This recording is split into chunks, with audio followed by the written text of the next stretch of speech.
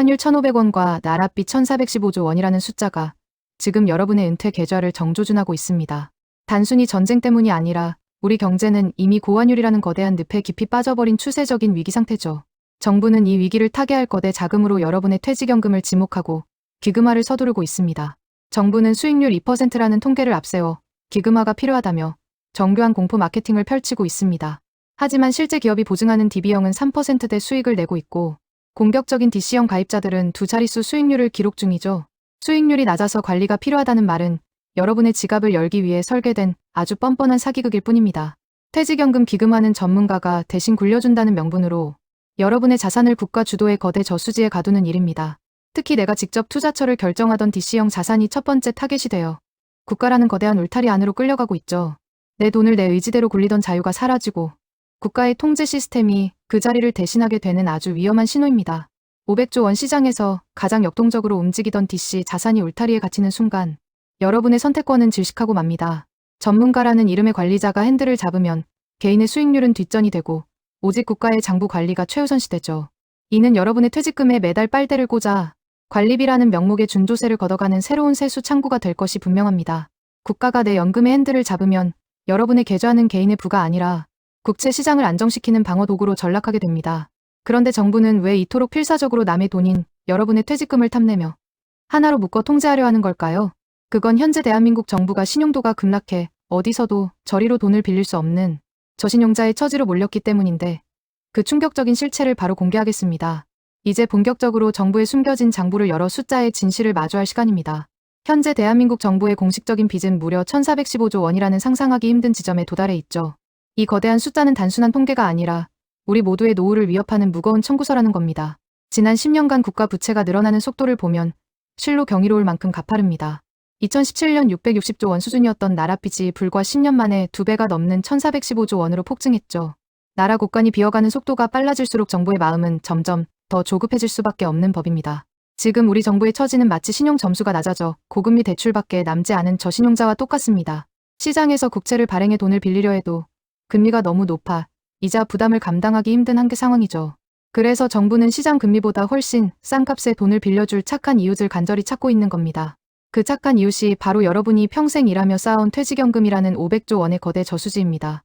기금화를 통해 연금을 하나로 묶으면 정부는 이를 국채를 받아내주는 거대한 스펀지로 활용할 수 있죠. 시장에서 외면받는 정부의 부채 증서를 여러분의 노후 자금으로 강제 매입하여 빚을 돌려막으려는 시나리오라는 겁니다. 저신용자인 정부가 여러분의 돈을 저리로 빌려가는 대가는 결국 수익률 하락이라는 성적표로 돌아옵니다. 나스닥이나 인도 시장에서 15% 수익을 낼 기회가 정부의 이자 비용을 아껴주는 데 무상으로 소모되는 셈이죠. 내 노후 자산이 국가의 부채 관리 도구로 전락하는 순간 여러분의 자산 증식 사다리는 힘없이 꺾이고 맙니다. 환율 1,500원 돌파는 단순한 숫자의 변화가 아니라 국가 경제의 비상벨이 울린 상황입니다. 정부는 이 파도를 막기 위해 외환보유고 외에 또 다른 강력한 방어용 총알을 필요로 하죠. 기금화로 묶인 여러분의 500조 원 퇴직연금이 바로 그 거대한 총알바지가 될 위기에 처했습니다. 기금의 핸들을 쥔 정부가 환율을 지키기 위해 해외 투자를 제한하면 수익률은 결국 곤두박질칩니다. 나스닥의 성장을 누려야 할 내 돈이 국가의 환율 방어 도구로 소모되는 매우 억울한 상황이죠. 개인의 노후 자금이 공공의 목적이라는 명분 아래 국가의 리모컨대로 움직이는 꼭두각시가 되는 겁니다. 더 무서운 사실은 이번 DC형 기금화가 BB와 IRP까지 전체 의무화로 번질 가능성이 크다는 점입니다. 국민연금으로 이미 소득을 뺏기는 상황에서 퇴직금마저 국가에 저당 잡히는 지독한 이중 부담에 덧치죠. 사적 연금의 자율성이 완전히 질식당하고 모든 국민의 은퇴 자산이 국가 장부의 부속품이 될 수 있습니다. 숫자는 거짓말을 하지 않지만 숫자를 다루는 정부는 자신들의 빚을 가리기 위해 진실을 왜곡하곤 합니다. 저신용자가 된 정부가 이웃의 적금을 깨서 자기 카드값을 막으려는 시도는 결국 우리 모두의 불행을 부르죠. 내 소중한 퇴직금이 나랏빚의 방패가 아닌 내 노후의 씨앗이 되도록 우리는 반드시 깨어 있어야 합니다. 국가라는 거대한 블랙홀에 내 노후가 통째로 삼켜지기 전에 우리는 나만의 생존 지도를 반드시 그려야 합니다. 정부의 설계대로 수익률의 늪에 빠질 것인지 아니면 나만의 요새를 구축할 것인지 지금 결정할 때죠. 마지막 장에서는 이 거대한 통제의 그물을 뚫고 내 자산의 결정권을 사수할 숫자 생존 전략을 낱낱이 공개하겠습니다. 정부가 말하는 안정이란 당신의 노후가 아니라 오직 국가 부채의 안정을 뜻한다는 사실을 잊지 마십시오. 나랏빚을 막는 방패가 되어 수익률의 늪에 빠질 것인지 아니면 내 자산의 주권을 지킬 것인지 결정할 때라는 겁니다. 가장 먼저 IRP를 통해 국가의 통제가 닿지 않는 글로벌 자산이라는 나만의 요새를 튼튼하게 구축해야 합니다. 정부는 여러분의 돈이 국내 국채 시장에 머물기를 원하겠지만 우리는 숫자의 진실을 따라 더 넓은 바다로 나아가야 하죠. 내 퇴직금이 환율 방어용 총알로 쓰이기 전에 수익률의 사다리를 글로벌 시장으로 옮겨놓는 영리함이 절실합니다. 또한 이번 DC형 기금화가 BB와 IRP 전체의 의무화로 번지는 시나리오를 경계하며 제도의 변화를 매일같이 숫자로 감시해야 합니다. 사적 연금의 자율성이 완전히 질식당하기 전에 우리는 목소리를 내고 내 자산의 운용권을 보장받을 수 있는 권리를 사수해야 하죠. 숫자는 거짓말을 하지 않기에 오직 깨어있는 자만이 국가라는 거대한 장부의 희생양이 되는 것을 막을 수 있습니다.